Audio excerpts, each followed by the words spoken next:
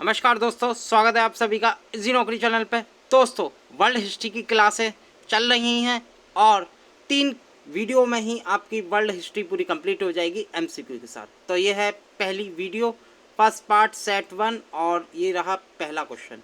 तो जहाँ कानून नहीं वहाँ स्वतंत्रता नहीं, यह किसने कहा था? तो किसने कहा था? 4 ऑप्शन आपके सामने। तो एक कहा था प्रमुख राजनीतिक विचारक जॉन लॉक ने अपनी पुस्तक जिसका नाम था सेकेंड ट्रीटाइज, मैं लिख देता हूँ, सेकेंड ट्रीटाइज ऑफ गवर्नमेंट। ठीक है, सेकेंड ट्रीटाइज ऑफ गवर्नमेंट पुस्तक में इन्होंने लिखा था जहाँ कानून नहीं वहाँ स्वतंत्रता नहीं। तो ये जॉन लॉक ने कहा था। ठीक है, याद रखिएगा। सेकंड क्वेश्चन पे चलते हैं। फासिस्टवाद की विचारधारा किस देश में विकसित हुई है? 4 ऑप्शन आपके सामने। इसका जो सही आंसर है वो है इटली से। इटली से फासिस्टवाद की विचारधारा इटली में विकसित हुई है और मुसोलिनी जो कि यहीं के शासक थे और इन्हीं के द्वारा ये विचारधारा इस देश में विकसित हुई। यानी कि जो मुसोलिनी थे वो प्रारंभ में इतालवी कम्युनिस्ट पार्टी का एक सक्रिय सदस्य था, जिसने प्रथम विश्व युद्ध के दौरान वह एक तरह का घोर राष्ट्रवादी बन गया और उसने युद्ध के बाद उसने फेवियो आंदोलन, यह कहते हैं फेसियो आंदोलन में भाग लेना चालू कर दिया। और मुसोलिनी, जो बेनिटो मुसोलिनी थे, उन्होंने अपनी शक्ति फासिस्टों को संगठित करने में लगा दी और इस दल का प्रभाव बड़ी तेज़ी से पूरे इटली देश में फैलने लगा। 1922 में आते आते वह इटली का तानाशाह बन गया, या कहते हैं सर्वशक्तिशाली व्यक्ति हो गया। चलिए अगला क्वेश्चन देख लेते हैं। तीसरा क्वेश्चन है, रूस के पॉपुलिस्ट आंदोलन अराजकतावाद सह संस्थापक सदस्य कौन था? तो कौन था? इसका सही आंसर है मिखाइल बैक्यूनिन। फ्रेंड, मिखाइल बैक्यूनिन शुरुआती दिनों में सबसे प्रभावशाली व्यक्ति था और यह एक रूसी क्रांतिकारी, अराजकतावादी और समूहवादी अराजकतावाद का संस्थापक था। नाम याद रखिएगा, मिखाइल बैक्यूनिन। ठीक है, क्वेश्चन 4 पर चलते हैं हम। क्वेश्चन 4 है, समाजवाद मूलतः किसका आंदोलन है? तो आप जानते होंगे इसका आंसर। तो इसका जो सही आंसर है वो है कामगार का। कामगार का, यह कहते हैं श्रमिकों का जो समाजवाद का सीधा संबंध है। समाजवाद का जो मतलब होता है वो ये होता है फ्रेंड, श्रमिकों के ऐसे संगठन से जिसका उद्देश्य पूंजीवादी संपत्ति को सामाजिक संपत्ति में परिवर्तित करने के लिए राजनीतिक शक्ति प्राप्त करना है। तो फ्रेंड, स्पष्ट है कि समाजवाद मूलतः कामगारों का आंदोलन है। ठीक है, याद रखिएगा, समाजवाद कामगार से संबंधित है। 5वां क्वेश्चन देख लेते हैं, काफ़ी इंपॉर्टेंट फ्रेंड, हर बार एग्जाम में पूछा जाता है। चीन की ग्रेट वॉल, या कहते हैं महान दीवार का निर्माण किसने कराया? 4 ऑप्शन आपके सामने। इसका जो सही आंसर है वो है शी हुआंगती ने चीन की महादीवार ग्रेट वॉल का निर्माण चीन के प्रथम सम्राट शी हुआंगती ने करीब 220 से 206 के बीच इस वॉल का निर्माण कराया। याद रखिएगा, ये पूछा जाता है एग्जाम में। 6वां क्वेश्चन देख लेते हैं। 6वां क्वेश्चन है, निम्न में से किस लड़ाई में नेपोलियन, या कहते हैं फ्रांस की अंतिम हार हो गई? तो किस में हुई थी? ये हुई थी फ्रेंड ट्राफलगर की लड़ाई।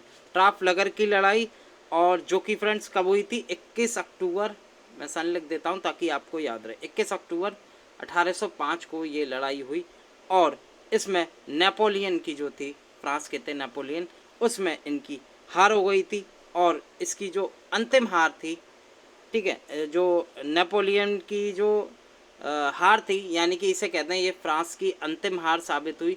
लेकिन ये फ्रेंड, जो नेपोलियन था उसकी ये अंतिम हार नहीं थी। इसकी जो नेपोलियन की जो अंतिम हार हुई थी वो वाटरलू की, आपने नाम सुना होगा, वाटरलू की प्रसिद्ध लड़ाई। ठीक है, वाटरलू मैं लिख देता हूँ, वाटरलू की प्रसिद्ध लड़ाई में इसकी अंतिम हार हुई थी नेपोलियन की। ठीक है, जो कि 18 जून आप केवल सन याद रखिएगा, 1815 में हुई थी और इसमें ही जो नेपोलियन है उसकी अंतिम हार हो गई थी। तो फ्रांस की अंतिम हार यहाँ लगा सकते हैं ट्राफलगर की लड़ाई, क्योंकि इसमें भी नेपोलियन हारा था और फ्रांस की अंतिम हार हुई थी। ठीक है, याद रखिएगा, ट्राफलगर की लड़ाई। ठीक है, 7वां क्वेश्चन देख लेते हैं। 7वां क्वेश्चन है फ्रेंड, निम्न में से कौन सा व्यक्ति इटली के एकीकरण से संबंधित नहीं था? काफ़ी इंपॉर्टेंट क्वेश्चन, इटली के एकीकरण से संबंध नहीं था। इसका जो सही आंसर है वो है फ्रेंड मुसोलिनी, बेनिटो मुसोलिनी। ठीक है, और इसके जो संबंध है, जैसे कि मैं बता दूं, इटली के जो एकीकरण है उसका जो संबंध है श्रेय मैज़नी, ठीक है, काउंट केवोर और गैरीबाल्डी को दिया जाता है। इन तीनों को दिया जाता है इटली के एकीकरण का संबंध, ठीक है, मुसोलिनी को नहीं दिया जाता। जो इटली के एकीकरण का जो जनक है जोसेफ मैज़नी, ठीक है, ये लिखा जोसेफ मैज़नी, जो कि इटली के एकीकरण का जनक माना जाता है। और जो मुसोलिनी है इसका इटली के एकीकरण से कोई संबंध नहीं है, ठीक है। यानी कि जो तीन ऑप्शन है गैरीबाल्डी, मैज़नी और कैवूर, इसका संबंध इटली के एकीकरण से है, ठीक है। मुसोलिनी का संबंध इटली के एकीकरण से संबंधित नहीं है, ठीक है, याद रखना। तो इसका जो सही आंसर है वो है सी ऑप्शन। 8वां क्वेश्चन देख लेते हैं। निम्न में से किसके पतन से फ्रांस क्रांति का आरंभ हुआ? फ्रेंच क्रांति, ठीक है, फ्रेंच क्रांति का आरंभ चालू हो गया किसके पतन से? तो ये हुआ था फिर बास्तीन। तो बास्तील के पतन से प्रथम जो फ्रेंच है वो चालू हो गया, फ्रेंच क्रांति आरंभ हो गई, याद रखिएगा, ठीक है। अगला क्वेश्चन देख लेते हैं। शीत युद्ध का अभिप्राय क्या है? शीत युद्ध काफ़ी इंपॉर्टेंट पूछा जाता है एग्जाम में, शीत युद्ध। तो इसका जो सही आंसर है वो है डी। फ्रेंड, शीत युद्ध से अभिप्राय है पूर्व और पश्चिम के तनाव, पूंजीवादी या कहते हैं अमेरिका एवं उसके सहयोगी, और साम्यवादी या कहते हैं सोवियत संघ, रूस एवं उसके सहयोगी, ठीक है, और के बीच जो वैचारिक दुश्मनी है तथा महाशक्तियों के बीच जो तनाव है, वो सभी ये तीनों ऑप्शन ही शीत युद्ध से संबंध रखते हैं, यानी कि उपयुक्त सभी इसका सही आंसर है। क्वेश्चन 10 देख लेते हैं। तो फ्रेंड कुछ क्रांति दे रखी हैं, ठीक है, इनका जोड़ा कौन सा इनमें गलत है, यानी कि 3 सही है 1 गलत है। तो फ्रेंड सबसे पहले देखें जो फ्रांसीस क्रांति है वो कब हुई थी? वो 1789 में हुई थी, यानी कि ये बिल्कुल सही है। ग्लोरियस क्रांति देख लेते हैं, तो ये 1688 से 89 के बीच हुई, ये भी बिल्कुल सही है। वहीं स्वतंत्रता की अमेर की लड़ाई देख लेते हैं, तो स्वतंत्रता की जो अमेर की लड़ाई है वो 1765 से लेकर 1783 के बीच तक हुई, ठीक है।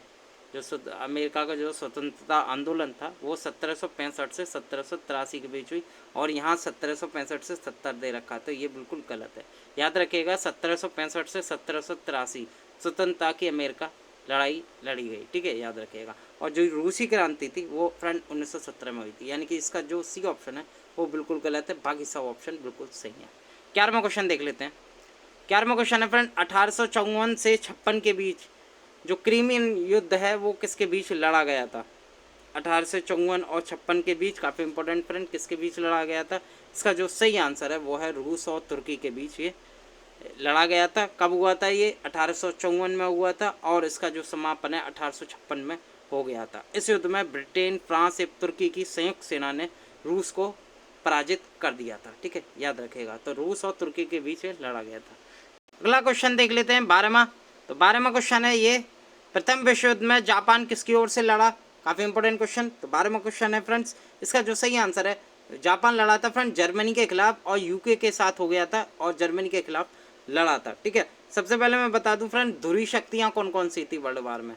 धुरी शक्तियाँ मैं लिख देता हूँ, ठीक है, धुरी से तो आप याद कर सकते हैं जर्मनी, ऑस्ट्रिया, ठीक है, यूरोपियन कंट्री है, ऑस्ट्रेलिया मत समझ लेना, ऑस्ट्रेलिया अलग है जिसकी राजधानी वियना है, ठीक है, ऑस्ट्रिया, और हंगरी, ठीक है, ये धुरी राष्ट्र थे, ठीक है।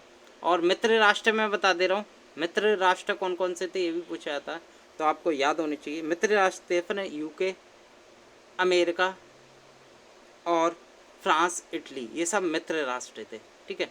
तो फ्रेंड जो जापान जो था पहले तो इनके खिलाफ लड़ा था, धुरी जो शक्तियाँ थी जो मैंने बताया, जर्मनी, ऑस्ट्रिया, हंगरी, इनके खिलाफ लड़ा था जापान, ठीक है। और किसकी तरफ से लड़ा था? मित्र राष्ट्रों, यानी कि ये यूके, अमेरिका, फ्रांस, इटली के साथ था जापान, ठीक है। लेकिन सेकेंड वर्ल्ड वार में क्या हुआ, जापान जो है जर्मनी के साथ खड़ा हो गया, और जो फ्रेंड्स मित्र राष्ट्र थे अमेरिका, ब्रिटेन, इनके विरुद्ध खड़ा हो गया था। लेकिन सेकेंड वर्ल्ड वार में ये जापान जो है जर्मनी के साथ हो गया, और जो मित्र राष्ट्र है उनके खिलाफ हो गया, यानी कि उनके विरुद्ध ये युद्ध में शामिल हो गया, ठीक है। जर्मनी के खिलाफ पहले में तो था यूके के साथ, यानी कि जो मित्र राष्ट्रों के साथ, लेकिन सेकेंड वर्ल्ड वार में था मित्र राष्ट्रों के खिलाफ हो गया था, ठीक है, याद रखिएगा। तो इसका जो सही आंसर है वो डी था। 13वां क्वेश्चन देख लेते हैं। तो 13वां क्वेश्चन है काफ़ी इंपॉर्टेंट, लौह आवरण शब्द किसने बनाया था? तो किसने बनाया था? ये बनाया था ब्रिटेन के पूर्व प्रधानमंत्री विंस्टन चर्चिल ने, ठीक है, जिन्होंने प्रथम वर्ल्ड वार में भाग भी लिया था। लौह आवरण शब्द इन्होंने दिया था विंस्टन चर्चिल ने। 14वां क्वेश्चन देख लेते हैं, काफ़ी इंपॉर्टेंट है। 14वां क्वेश्चन है, दूसरे विश्व युद्ध के दौरान निम्न में से कौन सा देश उन 3 ध्रुवीय शक्तियों में से एक नहीं था जिन्होंने मित्र राष्ट्रीय शक्तियों के विरुद्ध युद्ध किया था? तो वो कौन सा देश नहीं था? वो था फ्रेंड चाइना या चीन कहते हैं। द्वितीय विश्व के दौरान फ्रेंड चीन उन 3 ध्रुवीय शक्तियों में से नहीं था जिन्होंने मित्र राष्ट्र शक्तियों के विरुद्ध युद्ध किया था। ठीक है, जर्मनी, जापान, इटली, जो कि एक संयुक्त रूप से एक तरह की जो इन्होंने संधि कर रही थी, त्रिपक्षीय संधि। ठीक है, त्रिपक्षीय संधि इनने कर रखी थी, जो कि फ्रेंड 1940 को हस्ताक्षर हुई थी, और जिसके तहत द्वितीय वर्ल्ड वार में फ्रेंड जो एक तरह की जो शक्ति होती है, ध्रुवीय शक्ति होती है, उसकी स्थापना की गई थी 1940 में। ठीक है, तो कौन नहीं था मित्र राष्ट्र शक्तियों में के विरुद्ध किया था? जो कि कौन नहीं था? वो था चीन। ठीक है, याद रखिएगा। तो क्वेश्चन है मेरा, दूसरे विश्व युद्ध के दौरान निम्न में से कौन सा देश उन 3 ध्रुवीय शक्तियों में से नहीं था, एक नहीं था, जो मित्र शक्तियों के विरुद्ध युद्ध किया था? तो वो था चीन। ठीक है, याद रखिएगा। 15वां क्वेश्चन देख लेते हैं। मैन कॉफ, काफ़ी इंपोर्टेंट। मैन कॉफ जर्मन भाषा में लिखी गई है। इसका जो हिंदी में अगर मैं देखूं तो ऐसे कह देंगे मेरा संघर्ष। ठीक है, मेरा या माई स्ट्रगल। ठीक है, याद रखिएगा मैन कॉफ। इसका जो लेखक थे वो थे, आपको पता ही होगा, मुझे बताने की जरूरत नहीं है, वो थे हिटलर। हिटलर ने ये जेल में लिखी थी मैन कॉफ। मैन कॉफ एक तरह की हिटलर की आत्मकथा है और हिटलर को नाजीवादी विचारधारा का प्रवर्तक माना जाता है। इसने एक राष्ट्र एक नेता का नारा देकर जर्मनी में 1920 में नाजी दल की स्थापना की। कब की? नाजी दल की स्थापना 1920 में की, याद रखिएगा। और 1933 में फ्रेंड जर्मनी का चांसलर बन गया। ठीक है, मैंने एक क्वेश्चन भी पूछा है, 1933 में जर्मनी का चांसलर बना और इसने करीब 30 अप्रैल 1945 को सुसाइड कर लिया, या कहते हैं आत्महत्या कर लिया। ठीक है, अगला क्वेश्चन देख लेते हैं, 16वां। काफ़ी इंपॉर्टेंट है फ्रेंड। 16वां क्वेश्चन, राज सिंहासन पर बैठने वाला सबसे अधिक आयु का ब्रिटिश राजा या रानी कौन है? तो कौन है? इसका जो सही आंसर है वो है friends Mary Tudor. C option बिल्कुल सही है, क्वीन मैरी ट्यूडर, जो करीब फ्रेंड 37 वर्ष 5 माह की अवस्था तक रही। ठीक है, इनका जो कार्यकाल था ब्रिटिश राजा सिंहासन पर 37 वर्ष 5 माह का। तो सबसे अधिक आयु की ये रानी थी, क्वीन थी मैरी ट्यूडर। ठीक है, याद रखिएगा इनका नाम।